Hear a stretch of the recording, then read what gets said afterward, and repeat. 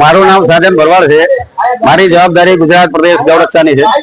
આજે ગઈકાલે અમને બાતમી મળી હતી કે ભાઈ કોસંબાનું અથોડા ગામ છે, અથોડા ગામમાં મોટા પ્રમાણમાં ગૌ હત્યા થવાની છે।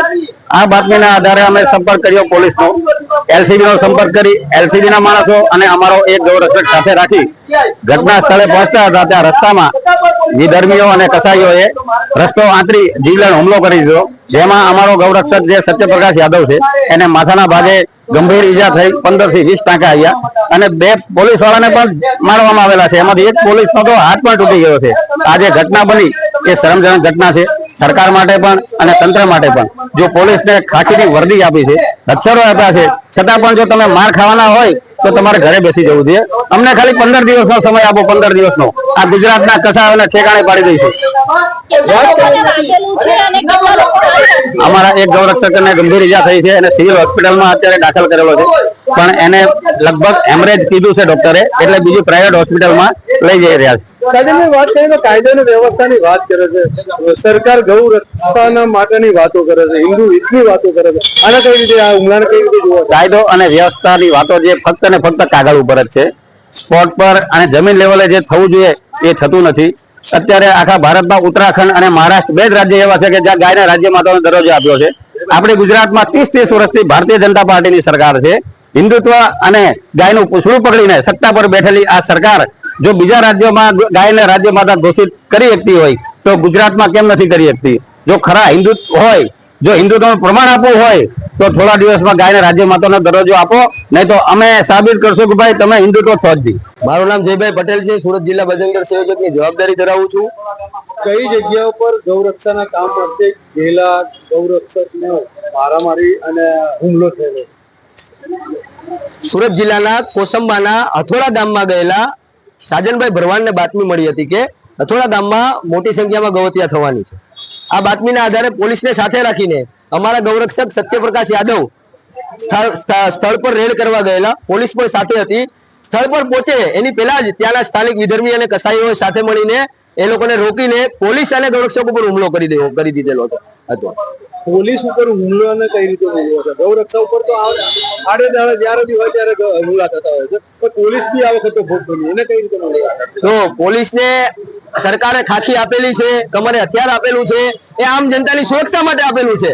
પણ આજે તો એવું સાબિત થયું ખાખી પહેરીને કમરે હથિયાર રાખીને પોલીસ, સ્થાનિક પીઆઈ એ પોતાની અને પોતાના સાથે રહેલા જવાનની સુરક્ષા ન કરી શક્યા તો આમ જનતાની સુરક્ષા તો શું કરશે?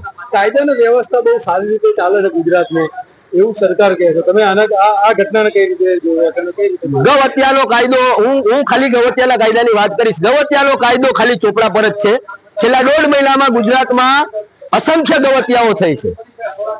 બજરંગ દળ આના કઈ રીતે જો બજરંગ દળ આ ઘટનાને તો વખોડે જ છે, પણ બજરંગ દળ દ્વારા સરકારને હું એક વસ્તુ કહેવા માંગુ છું કે ટૂંક સમયમાં ગૌરક્ષકો દ્વારા સરકારને કહેવા માંગુ છું કે ટૂંક સમયમાં આ સરકાર ગાયને રાજ્ય માતા જાહેર નહીં કરે તો આવનારા વિધાનસભાના ઇલેક્શન પહેલા આ ગુજરાતના ગૌપ્રેમી જનતા અને ગુજરાતના ગૌરક્ષકો ઉગ્રમાં ઉગ્ર આંદોલન કરશે ગૌ માતાને રાજ્ય માતા જાહેર કરાવવા માટે। કાલે રાત્રે 1:30 થી 2 વાગ્યાના ગાળામાં કોસંબા પોલીસ સ્ટેશનનું જે અથોડા ગામ છે તે અથોડા ગામ ખાતે ખેતરની અંદર ગૌ હત્યાને લગતી ઘટના બની રહી છે એ પ્રકારની માહિતી અમારા પોલીસ ઇન્સ્પેક્ટરને મળેલી। આ દરમિયાન જે બાતમીદાર છે એના કહેવા મુજબ જે ખેતરની અંદર અવાવરૂ જગ્યા છે એ પોતે બતાવી શકે એમ છે, એટલે સરકારી ગાડી જે છે અમારી એની સાથે 4 પોલીસમેન અને અન્ય સ્ટાફની સાથે એ લોકો ત્યાં ગયેલા અને રાતમાં જ્યારે બેટરી ટોર્ચથી જગ્યા સર્ચ કરતા હતા એ દરમિયાન અચાનક 2 બાઇક ચાલકો આવી ગયેલા, એમાં 6 જેટલા ઇસમો હતા અને ત્યારબાદ પોલીસ સાથે બોલચાલ થયેલી અને ત્યારબાદ એમને ફોન કરી અન્ય લોકોને બોલાવેલા। આશરે 50 લોકોનું ટોળું ત્યાં ધસી આવેલું અને પોલીસ સાથે અને અમારા જે બાતમીદાર હતા એની સાથે એ લોકોએ એસોલ્ટ કરેલો અને એસોલ્ટની અંદર એમને લાકડી, પાઇપ અને અન્ય ઘાતક હથિયારોનો ઉપયોગ કરેલો।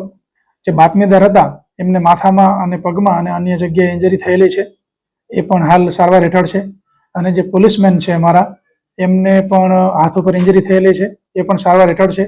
અમારા પોલીસમેનની ફરિયાદ લઈ અને એટેમ્પ્ટ ટુ મર્ડર અને રાયોટિંગનો ગુનો સરકારી નોકરિયાતને પોતાની ફરજ દરમિયાન રૂકાવટ કરવી અને ગંભીર ઈજા પહોંચાડવી આ પ્રકારનો ગુનો દાખલ કરવામાં આવેલો છે. અને અમારા ડીવાયએસપી શ્રી વનાર છે એમની આગેવાની હેઠળ અમારી જે તપાસ ટીમ છે કાર્ય કરી રહી છે. આરોપીઓને પકડવામાં આવેલા છે. દરેક આરોપીઓનો આ ગુનાહિત કૃત્યની અંદર શું રોલ હતો એ પ્રકારના પુરાવા મેળવી એમને આઈડેન્ટિફાઈ કરવામાં આવી રહ્યા છે. અને આ બાબતમાં સખત પગલાં લઈ અને આરોપીઓ જે છે એમને નામદાર કોર્ટમાં રજૂ કરવામાં આવશે. કેટલા માણસો હતા રેડમાં? જ્યારે ચેક કરવા ગયા ત્યારે 4 પોલીસમેન અને 2 જીઆરડી ટોટલ 6 નો સ્ટાફ હતો. અને જે એક બાતમીદાર માણસ છે એ 7 લોકો જગ્યા ચેક કરવા માટે ગયેલા. કેટલા લોકોને અટકાયત કરી છે? હા, એમાં આશરે 22 લોકોને અમે લાવ્યા છીએ અને દરેકનો રોલ જે છે, ફરિયાદ તો દાખલ થઈ ગયેલી છે અને ફરિયાદમાં જે નામ છે નામ મુજબના ગામમાંથી લોકોને પકડીને લાવ્યા છીએ અને એનો શું શું રોલ છે ડિટેલ ઇન્ટ્રોગેશન હાલમાં ચાલુ છે. અમારા ઇન્વેસ્ટિગેટિંગ ઓફિસર અમારા ડીવાયએસપીના સુપરવિઝન હેઠળ વિગતવાર તપાસ થઈ રહી છે અને જે આરોપીનો જે રોલ હશે એ છે અને એમના જે હથિયારો હશે એ કબજે કરવાની કાર્યવાહી વિગતવાર કરવામાં આવશે. સ્થળ પરથી કઈ કબજે લેવો છે?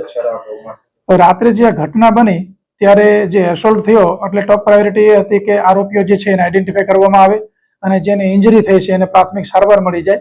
હવે વિસ્તાર જે છે સમગ્ર વિસ્તાર સર્ચ કરી અને ત્યાં કોઈ પણ પ્રકારનું કૃત્ય થયું હશે તેની માટે એફએસએલની પણ મદદ લેવામાં આવશે. એટલે વૈજ્ઞાનિક પુરાવા પણ જે તે જગ્યાઓ પરથી મળશે.